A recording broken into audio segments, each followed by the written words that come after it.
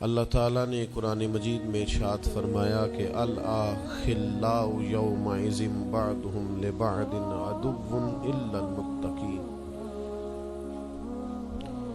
فرمایا بڑے گہرے دوست بھی قیامت والے دن دشمن بن جائیں گے سوائے ان کے جو پرہیزگار ہوں گے۔ پرہیزگار لوگوں کی دوستیاں قیامت والے دن بھی قائم رہیں گی، باقی جو گہرے ترین دوست ہوں گے وہ قیامت والے دن دشمن بن جائیں گے۔ الا المتقین، سوائے پرہیزگاروں کے۔ دنیا میں آپ کو کوئی شخص ایسا نہیں ملے گا جس کا کوئی دوست نہ ہو، اور وہ لوگ بھی بڑی کثرت سے ملیں گے جو دوستوں کا شکوہ بہت کرتے ہیں۔ دوستیاں لگانا، دوست بنانا، تعلقات استوار کرنا یہ منع نہیں، شرط یہ ہے کہ دوستی اللہ تعالیٰ کی رضا کے لیے لگائی جائے۔ ہمارے ہاں جتنی تیزی کے ساتھ دوستیاں لگتی ہیں اس سے زیادہ تیزی کے ساتھ دوستیاں ٹوٹ جاتی ہیں۔ اس کی سب سے بنیادی اور اہم وجہ یہ ہوتی ہے کہ ہمارے ہاں دوستیوں کا جو معیار ہوتا ہے وہ دنیاوی لالچ ہوتا ہے۔ ہم اپنے مخصوص مفادات کی خاطر دوستی لگاتے ہیں، اور جب تک ہمارا وہ مفاد پورا ہوتا ہے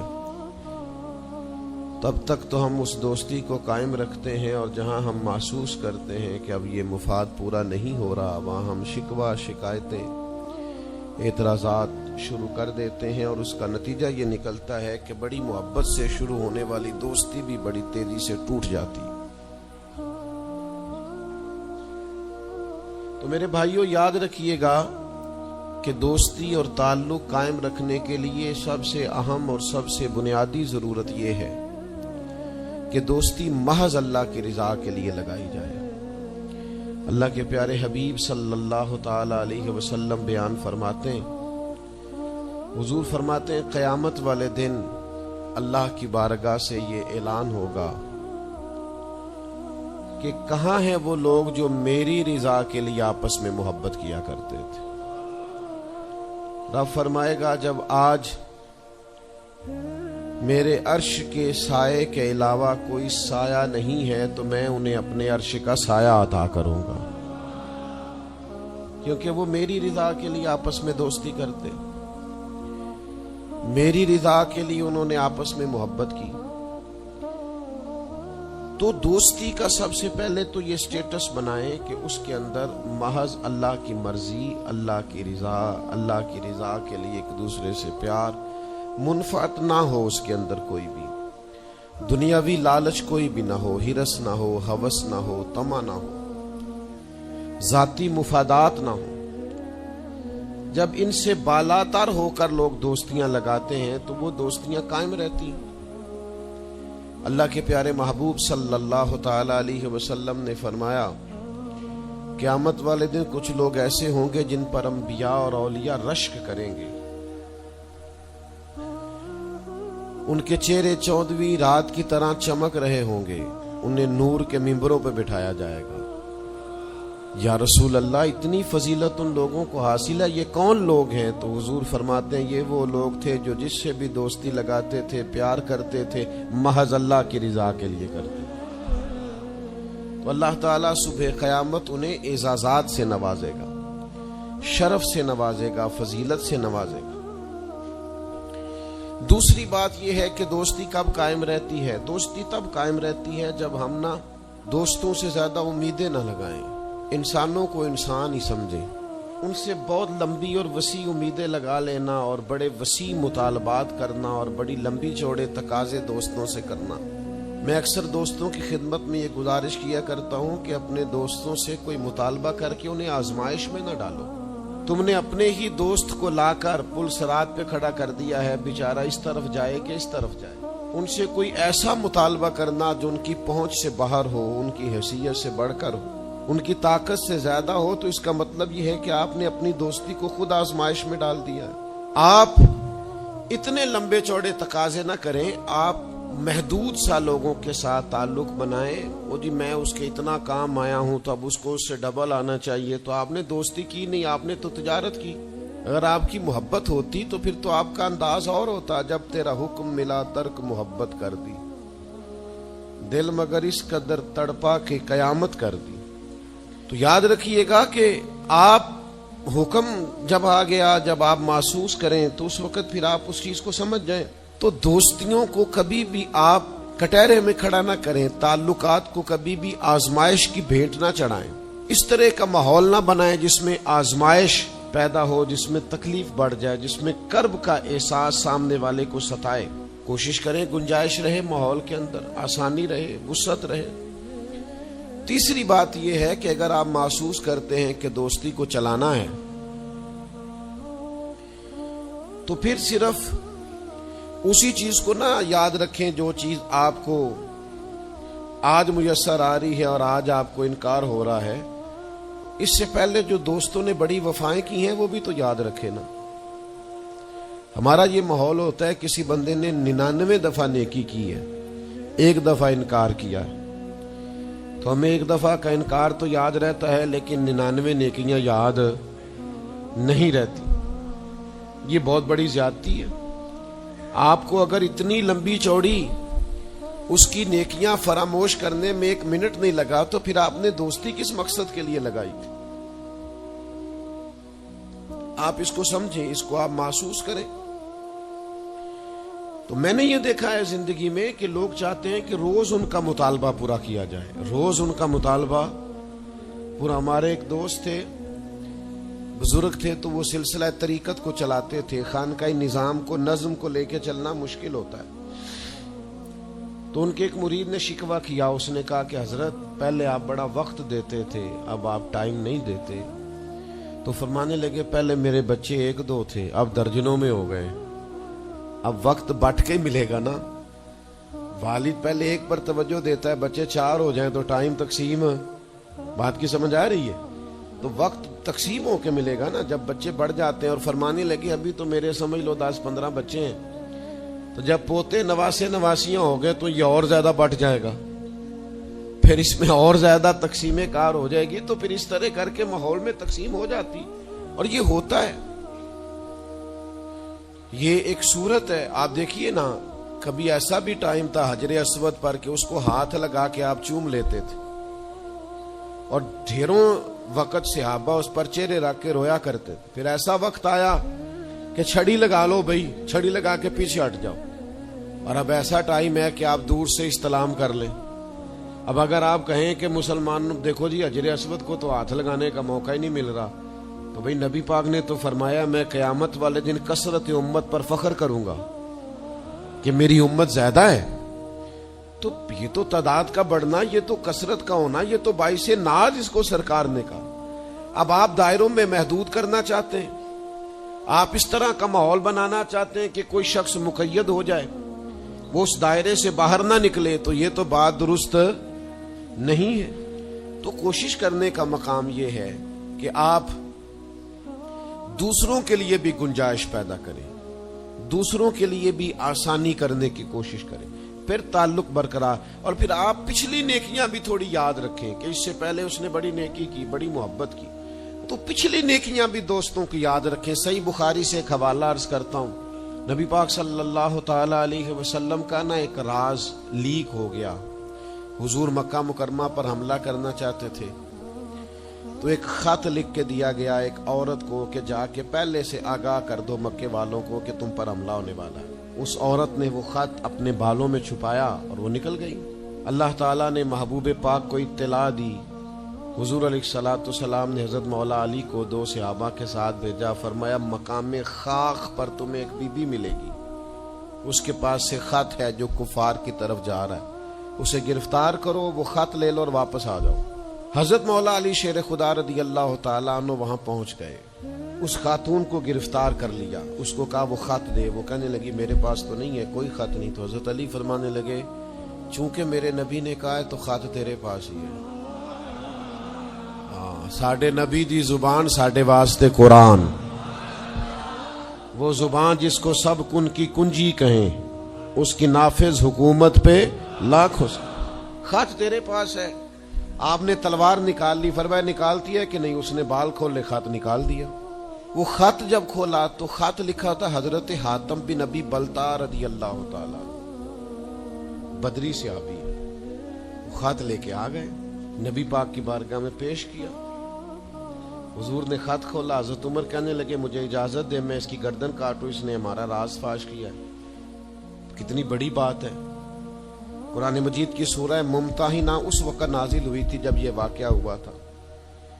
अल्लाह के हबीब अलैहिस्सलाम ने फरमाया उमर ठहर जा, इतनी जल्दी ना कर, इस बंदे की वफा तो देख, ये बदर में भी तलवार लेके हमारे साथ गया था, बदरी सहाबी है, इसकी वो बात याद रख कि बदर के मकाम पर जबकि बड़ा मुश्किल था काफिरों के सामने खड़ा होना, उनकी 1000 तादाद थी और मुसलमान बड़ी अददी तौर पर उस कसरत का शिकार नहीं थे, सिर्फ 313 थे।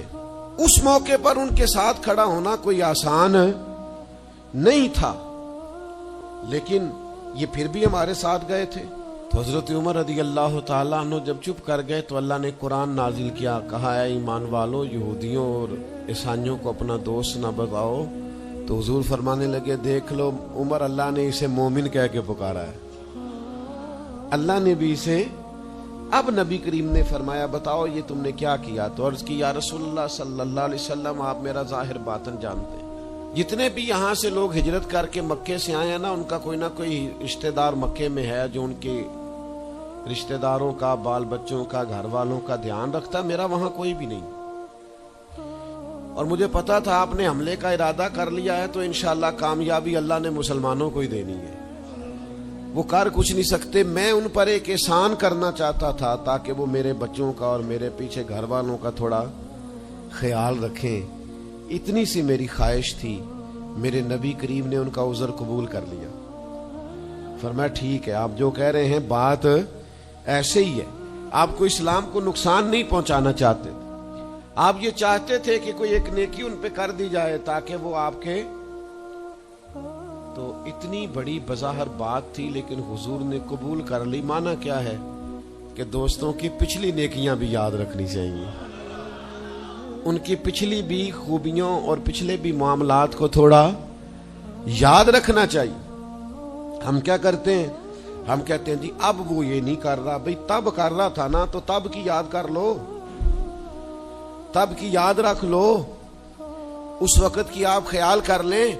हम क्या करते हैं, हम 99 दफा किसी ने नेकी की है तो हम कहते हैं 100/100 चाहिए, आज भी ये करेगा तो फिर तो काबिल कबूल है। तो इससे क्या होता है, इससे तकल्लुफ पैदा होता है, एक आदमी रोज कैसे नेकी कर सकता है। चौथी बात ये है, अगर हम चाहते हैं दोस्तियां निभें तो इस्लाम का एक हुस्न है कि इस्लाम दीन एतदाल है। इस्लाम कहता है चलो ही जरा मोतदिल हो के, पहले ही जरा थोड़ा सा एहतियात से चलो। हम जब किसी बंदे के ऊपर फिदा होते हैं तो फिर पूरे ही फिदा होते हैं, फिर तो जनाब ये भी तेरा है, ये भी तेरा है, ये भी तेरा है। और फिर जब बाद में लड़ाई होती है तो चाय की प्यालियों का भी हिसाब करते हैं कि वो जो वहां जाते हुए चाय पी थी ना, उसके पैसे भी मैंने दिए थे, लिहाजा वो भी मेरे बनते हैं, वापस कर। कोरे वर्क किताब नहीं हुंदे, पत्थर दिल गुलाब नहीं हुंदे, और सजना पहलों ही सोच के लाई, फिर यारा नाल हिसाब नहीं हुंदे। आप सोच समझ के दोस्ती लगाएं, ताल्लुकात को सोच समझ के लेके आगे चलें। नबी पाक सल्लल्लाहु अलैहि वसल्लम ने फरमाया वक्फे से मिला करो, मोहब्बत बढ़ती है। थोड़ा ना वक्फे से मिला करो, उससे मोहब्बत बढ़ेगी। ये जो बहुत वारफ्तगी है ना, बहुत वारफ्तगी है, बहुत जोश है, तो उसका नतीजा ये निकलता है कि जितनी जोर से गेंद दीवार से लगती है फिर उतनी जोर से ही गेंद वापस आती है, उसके नतायज ठीक नहीं निकलते। तो अर्ज ये करना चाहता हूं कि एतदाल में रहें, मोतदिल रहें, आप उस हद से तजावुज ही ना करें। मेरे पास यहाँ एक दोस्त आए तो मुझे कहने लगे जी मेरा दोस्त बड़ा अच्छा था, बड़ा नाइस था, बड़ा बेहतरीन था, बड़ा प्यारा था, मेरे एक दूसरे दोस्त ने उसे खराब कर दिया। تو میں نے کہا وہ دوسرا دوست، میں سمجھا نہیں. کہنے لگے یہ میرا پرانا دوست تھا جس نے اسے خراب کیا، جسے کیا وہ نیا تھا 2-4 سال. اس کی میں نے دوستی لگائی تھی، اب وہ دونوں ڈائریکٹ ہو گئے اور مجھے انہوں نے بیچ میں سے نکال دیا ہے. تو میں نے کہا یہ تو اکثر ہوتا ہے، پہلی دفعہ تو نہیں ہوا، اس طرح تو ڈھیر دفعہ ہوتا ہے. کہنے لگے میں کروں کیا، میں نے بڑا شور کیا ہے، ان کو اپنے احسان بھی یاد کرائیں پر وہ مانتے نہیں. میں نے کہا اب حل ہے نا، تھوڑا چپ کر جا کچھ عرصے کے لیے، تھوڑی خاموشی اختیار کر. جو چپ کر جاتا ہے وہ بھی بچ جاتا ہے. اگر تم چاہتے ہو کہ یہ دوستی پھر سے بحال ہو جائے تو زیادہ شکوے نہ کرو، زیادہ شکایتیں. ہم بعض اوقات اعتراضات اتنے کر بیٹھتے ہیں، شکوے اتنے کر بیٹھتے ہیں، اپنی زبان سے باتیں اتنی نکال بیٹھتے ہیں کہ دوبارہ پھر دوستی کا بحال ہونا ممکن ہے. ایک حدیث یاد رکھیں گے اگر سناؤں آپ کو تو. نبی پاک صلی اللہ تعالی علیہ وسلم نے فرمایا کسی سے دشمنی بھی کرو تو اعتدال سے کرو، ہو سکتا ہے کل کو وہ تمہارا دوست بن جائے. اور فرمایا کسی سے دوستی بھی کرو تو اعتدال سے کرو، ہو سکتا ہے کل یہ دشمن بن جائے. دوستی اور دشمنی میں یہ جامع ترمذی میں حدیث ہے. اعتدال کا رستہ نہ چھوڑو، معتدل رہو. سارے راز ہی دے بیٹھنا، ساری باتیں پہلے کر لینا اور اعتراض کرنا، اب تو شکوے بھی پھر سارے ہی کر لینا. دوست کو اس کی کمزوریوں کا بھی پتہ ہوتا ہے، وہ ساری کمزوریاں بھی اس کی بیان کر لینا، اس کو بھی بتانا، اس کو بھی بتانا، اس سے بھی ذکر کرنا. تو یہ انداز درست نہیں ہے. آپ معتدل انداز میں دوستی لگائیں، اعتدال کے ساتھ چلیں، شکوے زیادہ نہ کریں، اعتراض زیادہ نہ کریں. وہ بے وفا ہی صحیح، پھر بھی یار اپنا. چلو اس میں کمی ہے، وہ اس میں بے وفائی ہے، پر سجن تو اپنا ہے نا. تو دوستی ہماری ہے اس کے ساتھ، اس کی کمزوریوں کو چھپائیں. آپ اس معاملے پر تھوڑا سا اپنے ظرف کو کشادہ کریں، آپ تھوڑی وسعت پیدا کریں. ہم سمجھتے نہیں چیزوں کو، ہم غور نہیں کرتے، اس خاص انداز میں چیزوں کو نہیں لیتے جس انداز میں چیزوں کو لینا چاہیے. ہماری ذاتی کمزوریاں ہوتی ہیں اور ہم ان کمزوریوں کا دوسروں پہ ڈال دیتے ہیں، کہتے ہیں وہ بے وفا نکل آیا. بھئی آپ بھی حد سے زیادہ فریفتہ تھے، اب آپ ہی حد سے زیادہ اعتراض کر رہے ہیں. حضور نے فرمایا جس کی تعریف کر لو پھر دوبارہ اس پر کبھی تنقید کر جو بیٹھے ہیں، تعریف تو ختم ہو گئی بات. پھر تھوڑی چشم پوشی کرو. انسانوں میں کمیاں بھی ہوتی ہیں.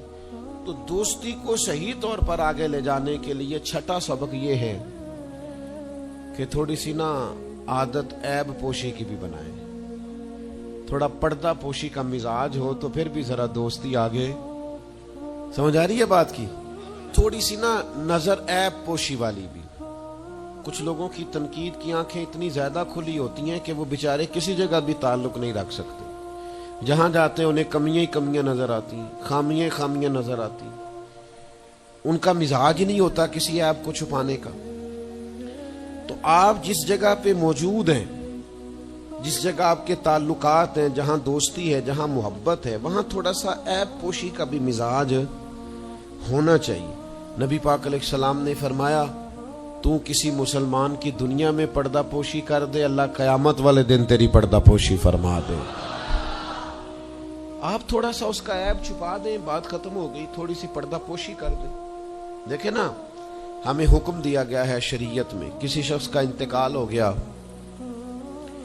اب کچھ لوگ اس کے غسل میں شریک ہیں، تو ان کو حکم یہ ہے کہ اگر تم نے کوئی اچھی بات دیکھی نا، خوبی دیکھی، چہرہ کھل گیا ہے، جسم تر و تازہ ہے، تو یہ سب کو بتاؤ.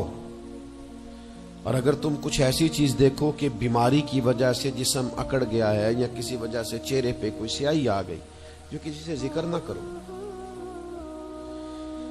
جانے والے کے لیے تم اچھی چیزوں کو تو بیان کرو، لیکن نقائص کو کبھی بھی بیان نہ کرو.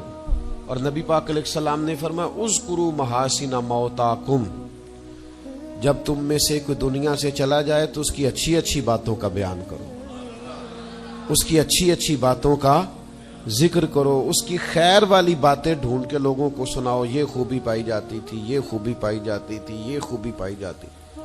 میں تھوڑے دنوں کی بات ہے، ایک جگہ پہ میں حاضر تھا، تو ایک صاحب وہاں اپنے ہی دوستوں کے کسی جھوٹ کا ذکر کر رہے تھے اور وہ کہتے ہی جا رہے تھے بڑا غلط ہے، بڑے جھوٹ بولتا ہے، بڑے جھوٹ بولتا ہے، بڑے جھوٹ بولتا ہے۔